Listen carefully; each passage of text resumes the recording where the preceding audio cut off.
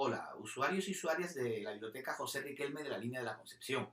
Mi nombre es Eugenio Manuel Fernández Aguilar y vengo a hablaros de un libro de divulgación científica que hemos sacado este año y que se titula Los renglones torcidos de la ciencia, de la antimateria a la medicina moderna.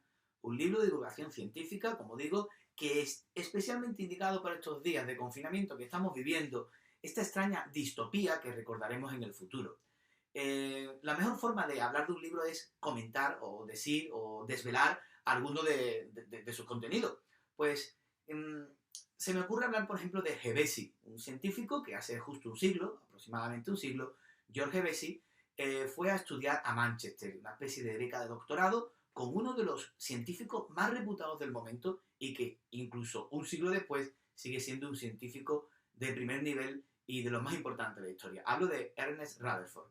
Ernest Rutherford es posible que le suene porque creó un modelo atómico llamado el modelo de Rutherford.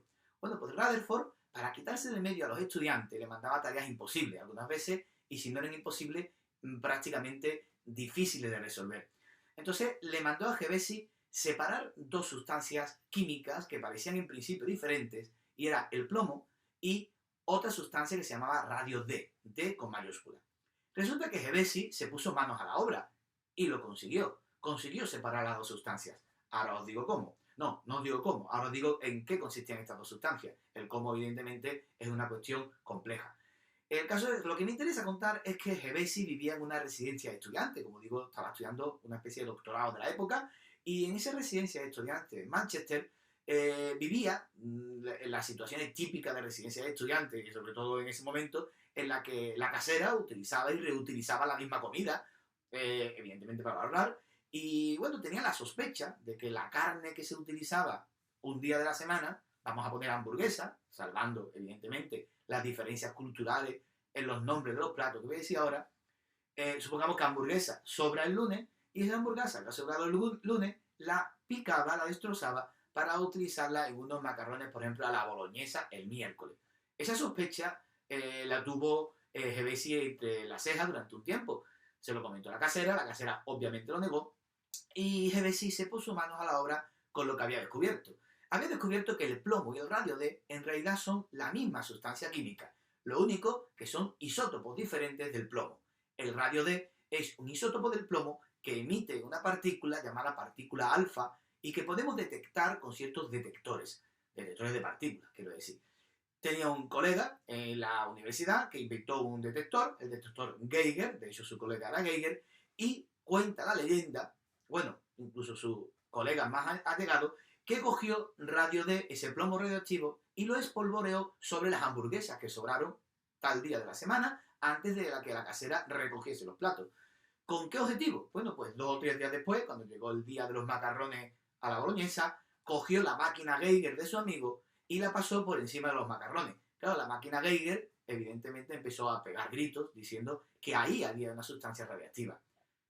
Hevesi acababa de inventar los marcadores, los trazadores radiactivos, que hoy en día se utilizan muchísimo, no solamente en el ambiente de medicina, sino en otros contextos. Hoy en día, estos trazadores, como digo, se utilizan en medicina para estudiar diferentes metabolismos celulares y diferentes procesos dentro de nuestro cuerpo. Por ejemplo, en el PET, en la tomografía de emisión de positrones, utilizamos radiofármacos como la fluorodisoxiglucosa, FDG, para buscar células que consumen mucha azúcar, como por ejemplo son las células tumorales.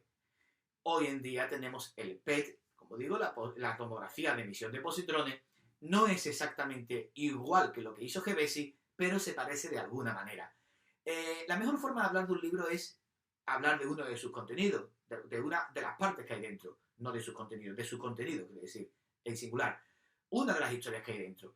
Os he contado la historia de Hevesi, pero así está lleno el libro este que tengo en las manos de diferentes historias curiosas que son divergentes entre ellas. Historias que no tienen nada que ver, renglones torcidos que luego el ser humano va enderezando para conseguir algo. En este caso, ya lo he dicho, gracias a todos estos renglones torcidos hemos conseguido una máquina tan extraordinaria como es el PET. En el libro encontramos no solamente ciencia, encontramos literatura, encontramos música, encontramos poesía, encontramos arte, hablo de obras de arte, incluso películas Supongo que recordarán la película Despertares, en la que un médico, Despertares, la película Despertares, por cierto, está basada en un libro de Oliver Sacks, que es extraordinario, también os lo recomiendo. El caso es que en la película Despertares un médico descubre una serie de enfermos que están sumidos en una especie de letargo, están dormidos, por eso se llama Despertar en la película, y coge una sustancia química que se llama L-Dopa y se la administra a estos enfermos. Consigue despertarlos durante un tiempo.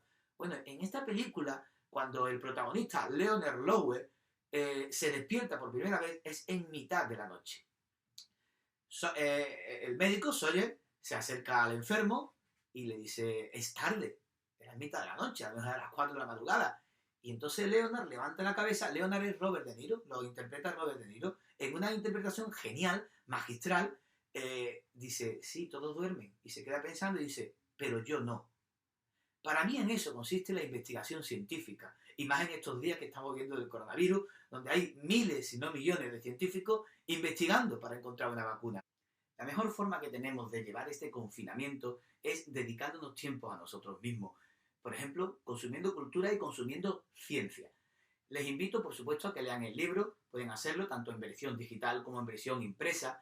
Y bueno, me tienen en las redes sociales por si quieren hacerme cualquier tipo de propuesta o cualquier tipo de consulta. Desde aquí quiero mandar un abrazo muy fuerte, no solo a los usuarios y las usuarias de la biblioteca José Riquelme, sino a todas aquellas personas que están detrás de este magnífico trabajo en el Ayuntamiento de La Línea. Un abrazo muy fuerte y ojalá podamos vernos prontos en directo, por ejemplo, en una feria del libro como la que tuvo en 2019 La Línea de la Concesión. Hasta pronto.